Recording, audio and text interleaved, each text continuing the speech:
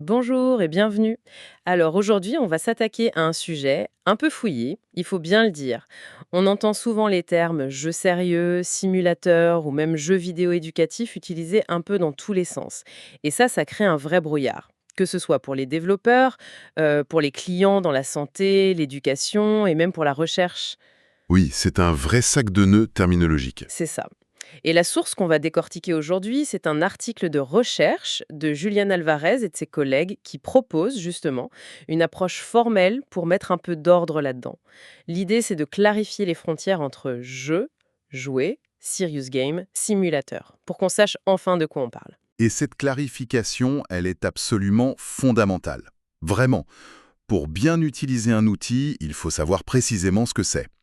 Confondre un simulateur de vol avec un jeu, par exemple, ça n'implique pas du tout la même approche pédagogique. Dans un contexte de formation médicale, l'enjeu est encore plus grand, bien sûr. Et l'approche formelle de l'article, c'est ça qui est clé, non? On ne se base pas sur des opinions. Exactement. Pas d'opinion, pas d'impression. On se base sur des critères structurels observables dans l'objet lui-même. C'est ce qui rend la démarche si solide. Alors allons-y, décortiquons ça. Pour comprendre ces concepts, il faut toujours revenir à la base. Et la base de tout, c'est la distinction entre un jeu et un jouet. L'article propose pour ça un système que j'ai trouvé assez fascinant, ces fameuses briques de gameplay. Oui, c'est un concept très élégant. Les chercheurs ont identifié 10 briques élémentaires qui décrivent en fait les actions possibles. Et ils les ont divisées en deux familles. D'un côté, on a les briques objectifs. Ils les ont mises en jaune sur leur schéma. C'est éviter, associer, détruire. Les buts fondamentaux en quelque sorte. Donc en gros, ce que le système attend de nous, survivre, résoudre, éliminer. C'est exactement ça. Et de l'autre côté, il y a la deuxième famille, les briques moyens, en bleu. Là, on a créé, géré, déplacé, sélectionné. Bref, toutes les actions qu'on nous donne pour atteindre, ou pas d'ailleurs, ces objectifs. D'accord, donc si je suis la logique, un jeu, ce serait la combinaison des deux. Il faut un but et des moyens pour y arriver. C'est précisément ça. La clé pour définir un jeu, c'est qu'il combine toujours au moins une brique objectif et une brique moyen.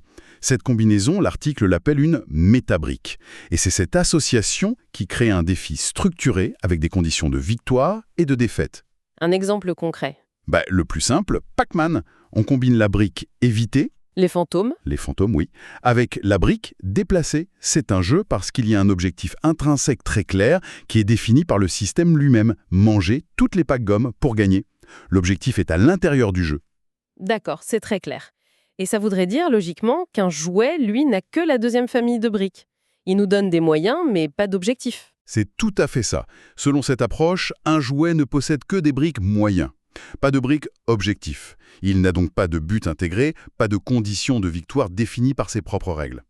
L'exemple parfait qu'il donne dans l'article, c'est SimCity. Ah oui, bien sûr. On peut gérer une ville, la créer, déplacer des éléments, mais on ne peut pas gagner au sens strict. Le jeu ne vous dit jamais « Bravo, vous avez terminé SimCity ». Jamais. Les chiffres, comme la population, le budget, ce sont des variables, des indicateurs, mais pas un score qui mène à une victoire finale.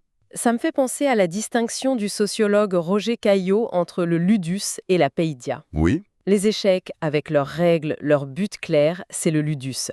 Et jouer avec des Legos sans plan, juste pour le plaisir, c'est la paidia. Un jeu serait donc du côté du ludus et le jouet du côté de la paidia. absolument. Et cette distinction, c'est la fondation sur laquelle tout le reste va se construire. Parce que la question qui vient tout de suite après, c'est « Ok, que se passe-t-il quand on prend un de ces objets, le jeu ou le jouet, et qu'on lui donne une intention qui dépasse le simple amusement ?» C'est là qu'on entre dans le territoire du sérieux. On y ajoute la couche utilitaire. Alors, qu'est-ce qui transforme un jeu en jeu sérieux? L'article propose une équation, en fait, qui est simple et très efficace. Jeu sérieux égale fonction utilitaire plus jeu vidéo. On garde la structure du jeu, avec sa métabrique, son objectif intrinsèque, et on y greffe une finalité qui n'est plus seulement le divertissement. Et les chercheurs identifient trois grandes fonctions utilitaires.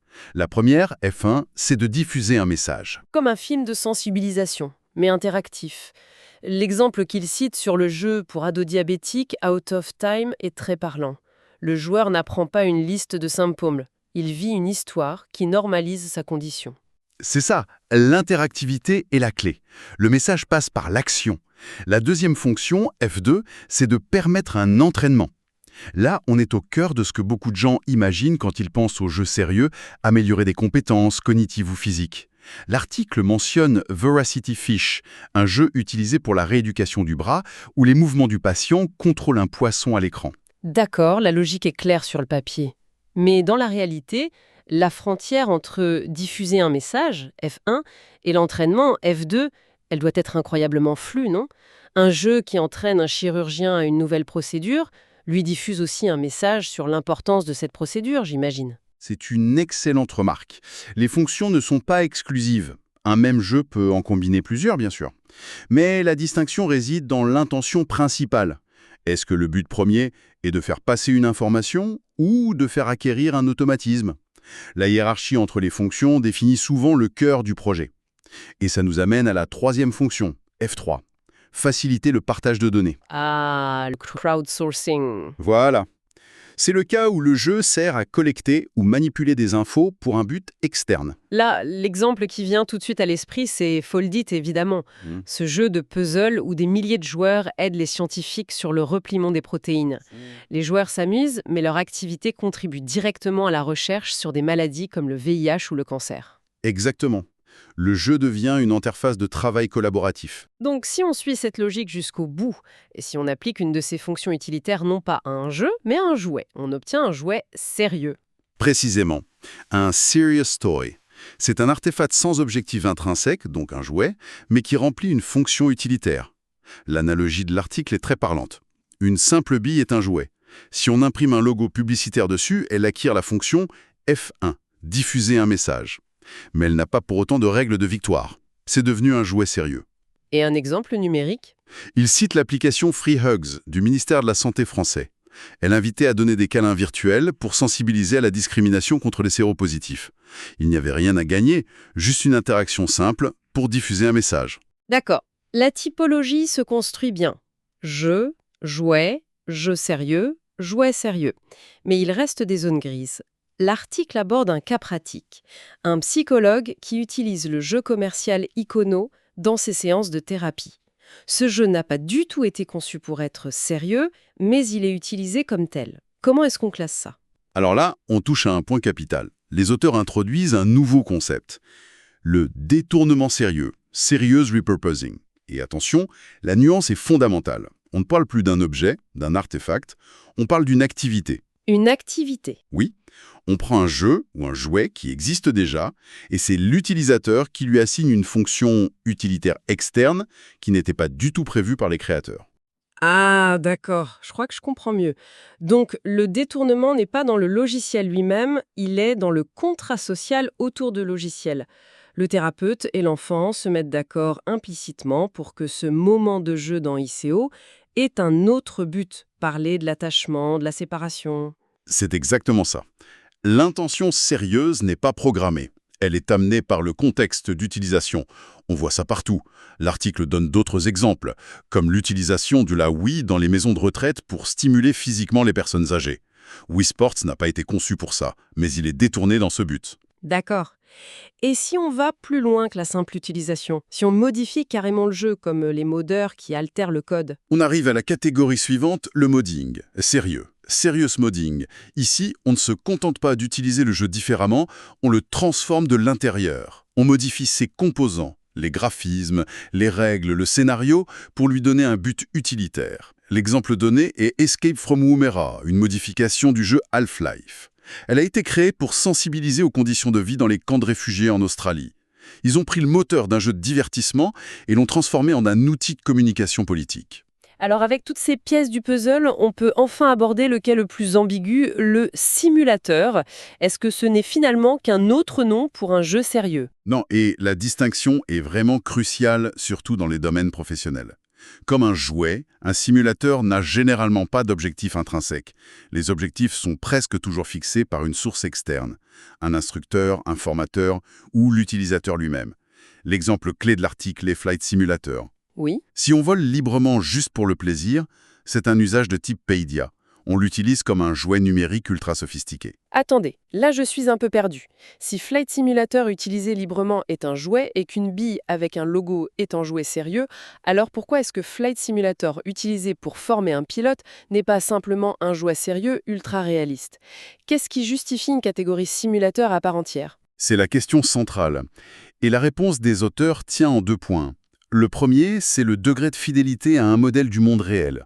Un jouet, même sérieux, peut être abstrait.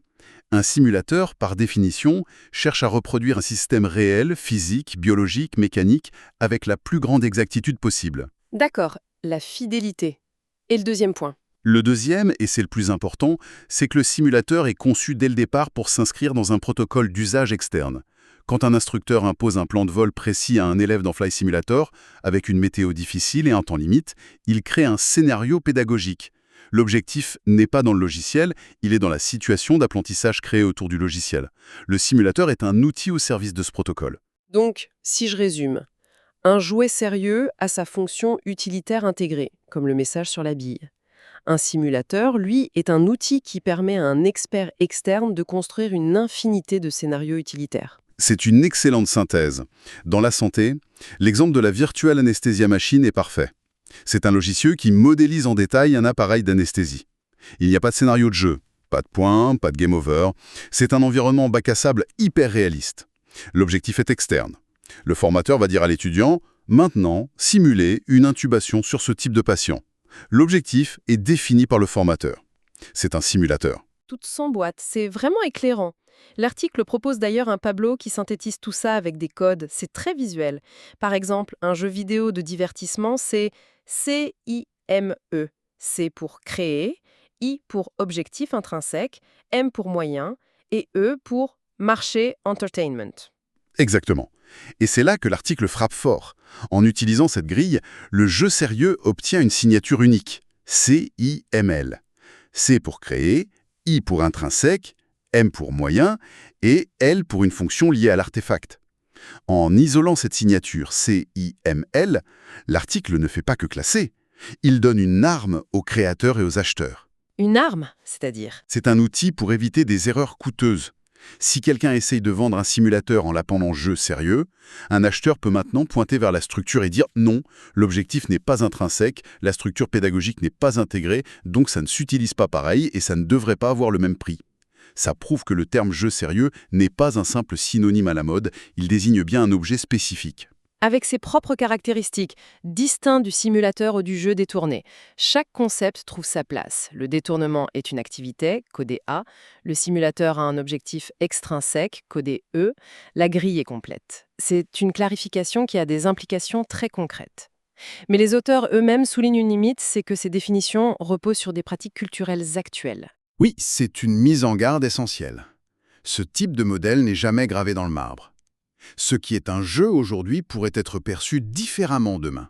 Il faudra le réévaluer avec le temps. Tout à fait. Et pour prolonger la réflexion, il y a quelque chose d'intéressant en regardant leur tableau de synthèse. Ils montrent des combinaisons de critères qui correspondent à des choses qui existent. Le jeu, le jouet, le simulateur. Mais, logiquement, il y a aussi des combinaisons vides, des cases qui ne correspondent à rien de connu pour l'instant. Des sortes de créatures conceptuelles qui n'existent pas encore. Voilà, et la question qu'on peut se poser, c'est à quoi pourraient ressembler les futurs artefacts qui viendraient remplir ces cases manquantes? Quelle nouvelle forme d'interaction ou d'application pourrait émerger, se situant par exemple à mi-chemin entre le détournement et la création pure, ou en combinant les fonctions d'une manière totalement inédite? C'est peut-être dans ces espaces vides que se cache la prochaine grande innovation.